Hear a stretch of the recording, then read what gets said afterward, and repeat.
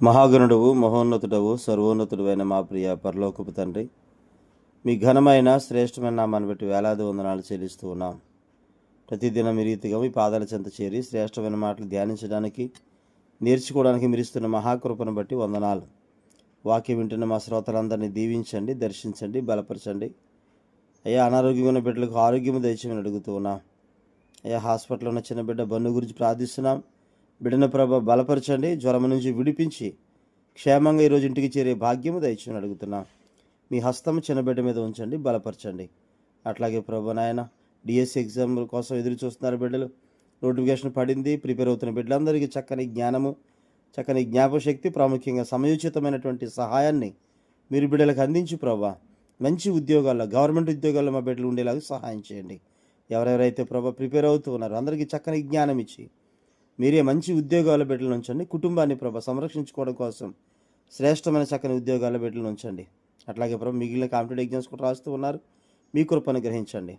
అట్లాగే ప్రభు నాయన, విదేశాల్లో ఉన్న మా బిడ్డలందరి గురించి ప్రార్థిస్తున్నాం. మీకు ఆపుదలు ఇవ్వండి, ఆరోగ్యం ఇవ్వండి.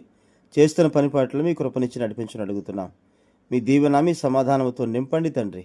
అట్లాగే ప్రభు నాయన, ఈ యొక్క వాక్యం వింటున్న ప్రతి బిడ్డను మీ ఆశీర్వాదముతో నింపుమని, ఆత్మ సంబంధమైన ప్రతి ఆశీర్వాదాన్ని బిడ్డలకు దయచేయమని యేసయ్య పరిశుద్ధ నామములు అడిగి వేడుకొనుచున్నాము తండ్రి, ఆమేన్. ప్రియులందరికీ వందనాలు. కీర్తన గ్రంథం 16వ అధ్యాయాన్ని మనం ధ్యానం చేస్తూ ఉన్నాం. మొదటి 4 వచనాలు భక్తి గలవాని యొక్క ప్రవర్తన ఎట్లా ఉంటుందో చూసాం.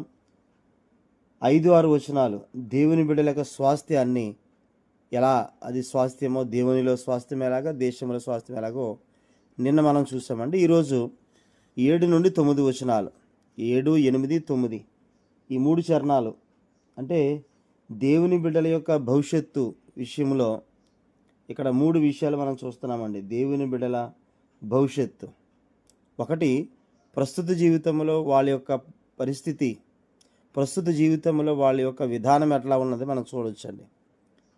7వ వచనం లేదా 7వ చరణం, నాకు ఆలోచనకర్త అయిన యెహోవాను స్తుతించెదను, రాత్రి గడియలలో నా అంతరింద్రియము నాకు బోధించుచున్నది. 8వ చరణం, సదాకాలము యెహోవా యందు నా గురి నిలుపుచున్నాను, ఆయన నా కుడిపార్శ్వమందు ఉన్నాడు గనుక నేను కదల్చబడను. 9వ చరణం, అందువలన నా హృదయము సంతోషించున్నది, నా ఆత్మ హర్షించున్నది, నా శరీరము కూడా సురక్షితముగా నివసించుచున్నది.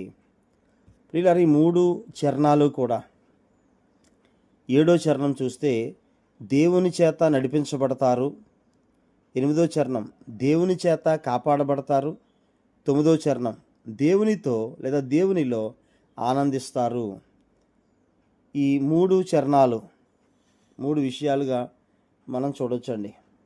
ముఖ్యంగా 7వ చరణంలో చూస్తే అంటే దేవుని పిల్లలకి, దేవుని మీద ఆనుకున్న వాళ్ళకి ప్రాముఖ్యమైన 3 ఆశీర్వాదాలు, 3 రకాలైన లాభాలు దేవుడు ఇక్కడ తెలియజేస్తున్నాడు. దాన్నే దావీదు కూడా నమ్ముతూ ఉన్నాడు, చెబుతూ ఉన్నాడు.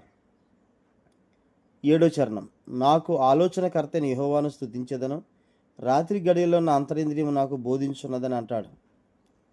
అంటే గత కాలంలో ఇవ్వబడినటువంటి ప్రతి మార్గదర్శకాన్ని ఈనాటి ప్రజలు విమర్శిస్తూ ఉన్నారు. అందువల్లే ప్రజలు కలవరంతో, భయంతో, ఒంటరితనంతో బతుకుతూ ఉన్నారు. చరిత్రలో ఎప్పుడు లేని విధంగా మానసిక నిపుణుల సలహాల కోసం పరిగెడుతూ ఉన్నారు. సమస్యల పరిష్కారాల కోసం మాంత్రికుల దగ్గరికి, సోది చెప్పే వాళ్ళ దగ్గరికి ఎక్కువ పరిగెడుతూ ఉన్నారు. అయితే దేవుని బిడ్డలకి లేదా క్రైస్తవులైన వాళ్ళకి ఆ అవసరత లేదు. కారణం ఏంటంటే దేవుని చేత నడిపించబడతారు. ఎట్లా నడిపించాలో ఆయనకి తెలుసు. ఎలా నడిపించబడాలనేటువంటిది మనం ఆయనకి అప్పగించుకుంటే ఖచ్చితంగా మనల్ని దేవుడు నడిపిస్తాడు. ఇక్కడ అంతరింద్రియము అనేటువంటి మాట మనం చూస్తున్నాం. రాత్రి గడియల్లో నా అంతరింద్రియం అనేటువంటి మాట హీబ్రూ బైబిల్లో లేదా హీబ్రూ భాషలో అంతరింద్రియం అనే మాటకి మూత్రపిండాలని అర్థం. అంతరింద్రియం అనే మాటకు మూత్రపిండాలని. ఈ పదాన్ని, అంతరింద్రియం అనేటువంటి పదాన్ని అనుభూతులకు, ఆలోచనలకు నిలయమైనటువంటి హృదయానికి అన్వయించి మాట్లాడడం అనేది సహజంగా మాట్లాడుతూ ఉంటారు.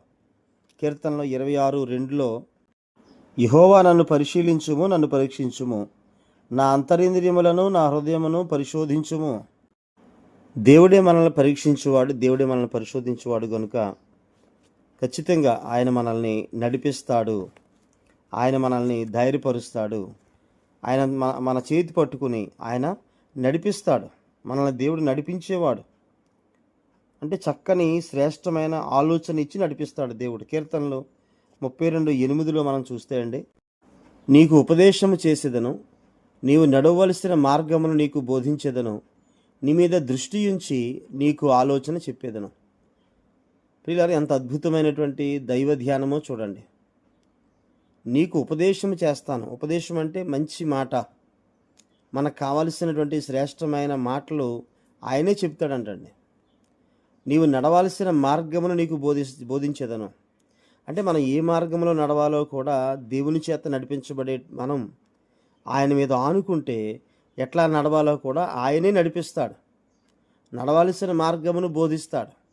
ఎట్లా వెళ్ళాలి, ఎట్లా నడవాలి, ఎట్లా ప్రవర్తించాలి, ఏ మార్గంలో వెళ్ళాలి, ఏ విషయమైనా భవిష్యత్తును గూర్చినటువంటి ఎటువంటి విషయమైనా కూడా ప్రస్తుత కాలంలో ఆ రీతిగా నడిపించబడ్డం అనేటువంటిది మనము దేవుని దగ్గర మాత్రమే, దేవుని బిడ్డల దగ్గర మాత్రమే మనం చూడగలుగుతున్నాం.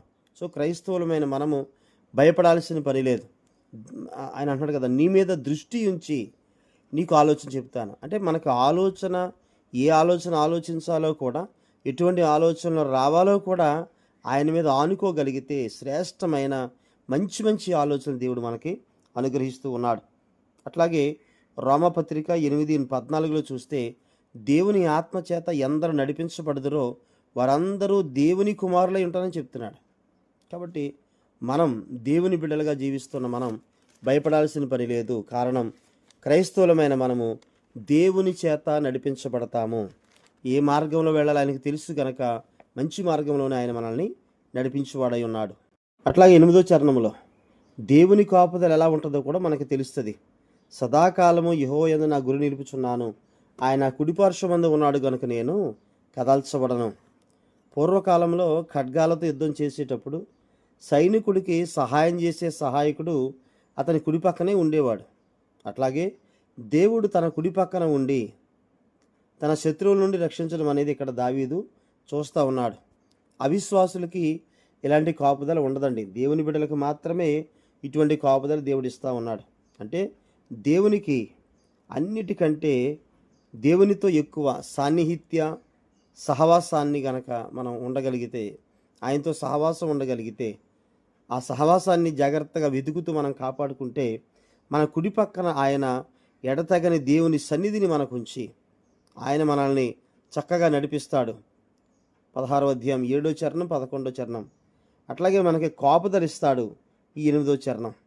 అట్లాగే ఆనందాన్ని ఇస్తాడు తరువాత ధ్యానించేటువంటి 9వ చరణం. పునరుత్థానం ఇస్తాడు 10వ చరణం. నిత్య సుఖాలు ఆశీర్వాదాలు ఇస్తాడు 11వ చరణం. కాబట్టి ఆయన మీద ఆనుకున్న దేవుని పిల్లలకు భయపడే పని లేదు. ఏ సమస్య ఉన్నా, ఎంత పెద్ద సమస్య అయినా కూడా ఖచ్చితంగా దేవుని చేత నడిపించబడతాం. మంచి మార్గంలో దేవుని చేత కాపాడబడతాము.